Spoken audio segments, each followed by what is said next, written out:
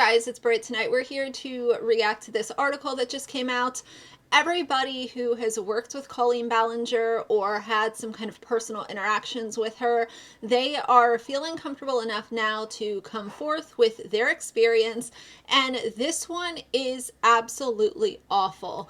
It's getting a lot of attention, but right away I wanted to bring it to you guys so that we could continue the coverage and the conversation on why she is a problem and why she is under so much fire right now. So if you're interested, please keep watching.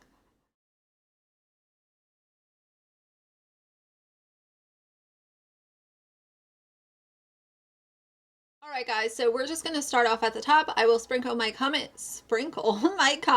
throughout, and we will get through it together. So this article came out on apologizetome.com, and it starts out by saying, of course, and I will have it linked down below in case you guys want to read it for yourselves, but it says this post is going to be different than my other ones. So before I get into it, I just want to state for the record, the following post details my personal experience while working on Haters Back Off, and more broadly my opinions on working in less than ideal creative workplace environments over the years. While I cannot speak to the specific allegations against Colleen Ballinger, I stand with every single one of the children and young adults who have bravely shared their experiences in the past few weeks. In the face of attacks from online gaslighters and bizarre, callous ukulele soundtracked response videos, they deserve to be supported, heard, and believed. She also gives a little shout out to Becky's TikTok, Adam's YouTube,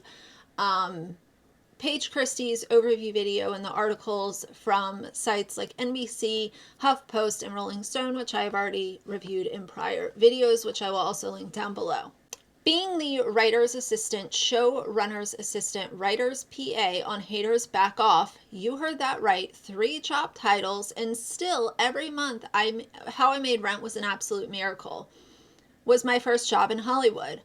A fresh-faced, recent college graduate, I had been warned that your first job in a writer's room can be grueling. It's customary to spend years paying your dues, working long hours, fetching countless happy vegan salads and skinny vanilla lattes for higher-ups, the usual fare. And I was prepared for that. Excited even. What I wasn't prepared for, however, was the unique set of circumstances that I was walking into. Despite my legacy of being extremely online, I was not that familiar with Miranda Sings, the character at the center of the show. I remember the night before my first day on the job, I clicked on her YouTube channel and watched video after video in pure confusion. Isn't this supposed to be for kids? She was dressed like Bozo the Clown, but she kept making odd jokes about being, well, and in one clip, I saw her on stage encouraging what appeared to be a small child reach into her pants and rummage around. I've covered that as well. I texted my friends, hoping one of them could explain her appeal because clearly I was missing something. The show was going into pre-production at the peak of her fame. This woman was huge. She had a New York Times best-selling book, Jerry Seinfeld stamp of approval, because she was in Comedians in Cars Getting Coffee. I remember watching that episode and just rolling my eyes. And millions of fans, mostly middle school aged, who hung on her every word. I didn't get the comedy, but I chalked it up to a matter of taste, packed up my studio rented laptop and my brass script brads, and headed in for my first day of work. This was 2016, only a few months after a fellow April, Rain that is, launched the Oscars So White campaign. It goes without saying that I was the only Black person in this office. And as uncomfortable as that made me feel, as a POM, person of Midwestern experience, I knew how to make nice in a white space. Upon meeting Colleen, my impression of her was that she was boisterous, opinionated, and had a stunning lack of humility that was unlike anything I had ever seen. Shocker, right? I mean, that would have been my assumption if somebody asked me what it was like to meet her in real life and I didn't know anyone that had. That would pretty much sum up my guess too. Immediately upon entering the writer's room, I was treated to story after story about her sold-out shows, how obsessed her fans were with her and the lengths they would go to get her attention. On the second day, she hauled a small portion of her collection of art made by her beloved Merfandas. It's so early, I'm having trouble reading. This included several papier-mâché Miranda heads, seen above, and I'll throw the photo, homemade figurines, stacks upon stacks of fan mail, and drawings of something called the Daddy Saddle. Let's just talk about the name of that off the bat. I mean, obviously, very strange, inappropriate, definitely could be triggering for anybody who has that sort of trauma or that might be part of their story. And to use it as a quote bit, I think is gross. Moving on, it says, the Daddy Saddle, I would come to learn, is an item featured in many of Miranda Sings videos, and it's used to allow Miranda to more easily ride around on her uncle's back. The uncle character was something that Colleen took great pride in. She had spent years building him into the essential Miranda Sings lore, and once we began to break stories for the show, it became clear he was going to be an integral part of it. Miranda and Uncle Jim had a, in the character's words, quote, special relationship. She often pitched stories in which Miranda and Uncle Jim would be caught in compromising positions or stomach-churning moments of intimacy that could always easily be explained away by a clueless Miranda. It was my responsibility to write down every single one of these pitches, schedule calls to look at the mock-ups of the Daddy Saddle that would be featured on the show, and mark points in the script where Colleen thought that it would make Uncle Jim even more rapey, if you catch my drift. I have to be very careful because I want my video to perform in the algorithm, and as hypocritical as it is, a lot of the Miranda and Colleen coverage that I have done gets limited ads, and that means that it's not pushed in the algorithm, which is very important. Knowing that your fan base is middle school age, call it 11 to 17-year-olds, middle and high school kids, why on earth would you want to write this so heavily into a script? As you can imagine, this all made me so uncomfortable.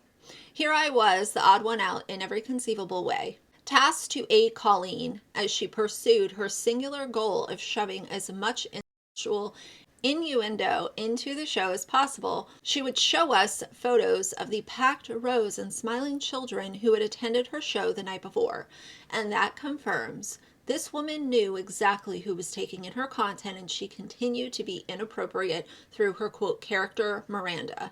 She knew exactly who was in her live shows. That has been my argument from the get-go. You do live shows, let's just say, oh, well, I don't want to look at my YouTube analytics, or I never looked at them, which I think is BS. But you're doing live shows. You know exactly who is buying these tickets. It's all kids, and you continue to push out inappropriate content to them. So she would show these photos and then basically try to come up with ideas of Miranda and Uncle Jim doing everything but having actual sex on screen. She said, I felt insane, but it was my first job, coveted writer's assistant position, and I was terrified to be seen as anything less than enthusiastic to be there. Colleen made it very difficult for her to do so. Not only was I behind the keyboard typing in quote jokes into the script that to a vulnerable child could easily make it nearly impossible to identify inappropriate adult behavior in their own lives, but as we neared production, I had a whole new wave of concerns. Another one of my responsibilities was to sit in on production meetings, all virtual as the writer's room in LA, and filming was taking place in Vancouver. She would take notes in these meetings, this young lady. This is really important. It was in those meetings that I had to document Colleen's insistence that we used limited POC background actors as the show took place in Washington, and having them randomly there would be, quote, distracting. This is what Colleen is saying. This is the person that people have given a platform to. And she is saying that there should be limited POC background actors. So I guess, just throw that idea in the trash of having an inclusive environment and, giving everybody an equal opportunity. to be involved in a show. I took note as Colleen was shown an Asian food market that would be redressed as a bodega for the show, and watched her disgust as she demanded assurance that all the quote Asian would be removed before filming. Ooh, this is making me angry. I sat patiently as the powers that be expressed concern that the entire main cast for the show was white, and silently prayed that since somebody with some actual say had spoken up, these things might change. And I took note yet again as Colleen assured them that they had only casted the best person for each role, and that wasn't her fault that all these people ended up being white. So for Colleen to say that all the quote Asian-ish needs to be removed from this establishment, what she's saying is things that are important to somebody's heritage, things that might have been, handed down from friends or gifts from family that they have in their store, all of that is shit and it needs to be out of her way. As if she just owns everything. There's a text here and it says, this is from the writer's assistant, and it says, we're re-watching auditions from earlier this morning, watching the tape of this black actor who is V fine, by the way. But anyway, the lighting wasn't great, and Colleen just shouted out loud, where is he? Implying that he is so dark-skinned that he disappeared. You can, and then she said, number one, you can totally see him. It was just overcast this morning. The fuck? Number two, black is beautiful. And number three, get me the F out of here. I just don't quite understand how you can say something like that and mean it. I mean, Colleen actually was saying this stuff and she meant it. Don't ever ignore that. This wasn't something that was said unintentionally and she immediately corrected herself and apologized and all of this. Like, this is somebody whose ego is so large and her blatant racism is so profound that she felt comfortable enough to say this because she was the star of the show and she had a self-importance meter of 1 million. She did not find anything wrong with any of what she was doing. It continues by saying, content of the show aside, it was difficult to work for Colleen. Huge shocker, right? She had a knack for making funny, biting comments about the people around her. Since we all had to thank her for our jobs, we were forced to just go with it. She saw no issue with commenting on my hair or my clothes or asking about my personal life. Her lack of boundaries was remarkable. And isn't it funny because in her little stupid apology, she wanted to talk about how she didn't want to be dragged for her past and she realizes that there should have been some boundaries. Haters Back Off was not that long ago. And let's stop excusing a 30-some-year-old woman. Most days, the first hour or so of work was dedicated to Colleen forcing all of us to perform the emotional labor of counseling her through her marital concerns. Being a listening ear to her complaints about fans, they were being, quote, so sensitive lately, aka they had just spoken up about their discomfort. And it continues by saying, I recall overhearing her once brag that a creator was being, quote, canceled for saying the N-word. And if you think she went with N-word instead of hitting that hard R, then you haven't been paying attention. Man, Colleen. Oof. And that she would never be stupid enough to get caught doing something like that. She once gave me the honor of naming a character after me. A villain at Miranda's school who thought she was better than everyone else because she was a Christian. Colleen made it known on several occasions that she could tell that I was less than thrilled with the show, even once pulling me aside and quipping, you totally hate this, right? I could tell that my discomfort with the, quote, art that we were creating was notable to her. She would often pitch something vile and then look over to me and ask, any thoughts, April? It was almost like she took a weird pleasure in making me uncomfortable and knowing that even if I wanted to, there's absolutely nothing that I could do about it. She was cruel. And it was that same that I recognized in the video that she posted on Wednesday addressing the many allegations that have been piling up against her for the last few weeks. My 2 seasons on Haters Back Off were unfortunately not my only experience being deeply uncomfortable in the workplace while in pursuit of my dream of becoming a television writer. I have worked with sexist, racist, and people who called me a diversity hire behind my back, with people who wanted to applaud for resisting the urge to touch my hair despite its, quote, delicious textures, and with people who were threatened by my voice and desperate for my approval. And each time I encounter yet another abuser in the workplace, I notice that they all seem to have something in common: a wavering contempt for cancel culture and a pathological failure to demonstrate even an iota of accountability. Let me be the millionth person to say cancel culture is not real. The majority of people I know who work in the industry have spent years of their lives writing, hoping that an article will finally drop naming the sins of the abuser that they endured and finishing them for good.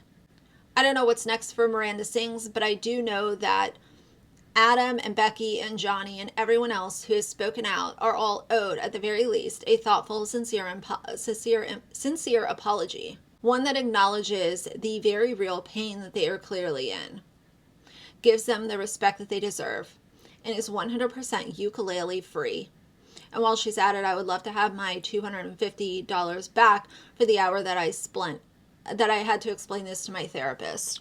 Thank you for being here, and I'll see you soon. There were a couple parts that I left out just to, for time's sake. But again, I will leave this down below if you guys want to go read it for yourselves. All that this does is simply confirm that Colleen Ballinger is a terrible person. You can't have all of these people that have worked with somebody in real life. I'm not talking about a few internet haters who, have seen 4 videos and they just decided that they don't like this person. We're talking about people that have connected with her in real life, who all have the same experience, the same opinion. They all say she's inappropriate. They all say she excuses her own behavior. And they all say that she is very in tune with who her audience is, and she continued to make toxic and disgusting content and put it behind the guise of Miranda and snark. None of it's funny. It never was funny. And I am so glad that people have the courage to come out and tell their stories, even if it's now and it should have been earlier, like whatever. I'm not here to talk about that today. I've said before, cancel culture is fake. Cancel culture is accountability culture. When someone's being canceled, it is usually because they are not responding to the criticism that the public is giving them. They're just saying that they're being canceled. Instead of saying, you know what, like there are 100,000 people telling me that I shouldn't have used the N-word, maybe I should reflect on that. There are 500,000 people telling me that making grapey comedy about Miranda and her uncle is wrong. Maybe I should look at that and actually take accountability and remove those videos from my channel. It's impossible for them to do because of what? Ego and arrogance. They just can't do it. And I don't know what's next for Colleen either, but I can tell you that she does not care. And I addressed that in my last video. She doesn't care about this. She thinks that she is the victim. And she is being bullied. And she's being harassed. She said it herself. I feel like I'm living in an alternate universe.